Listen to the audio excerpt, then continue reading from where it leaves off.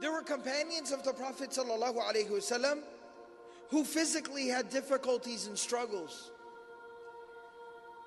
that they might not have been the smartest people in the room, or maybe the most knowledgeable of people.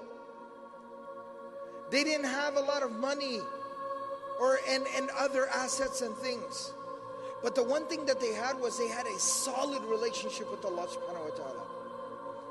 And today, their legend lives on.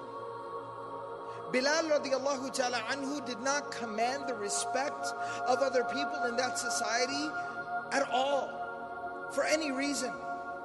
Yet he had a relationship with Allah subhanahu wa ta'ala that was unshakable, undeniable, irrefutable, indestructible.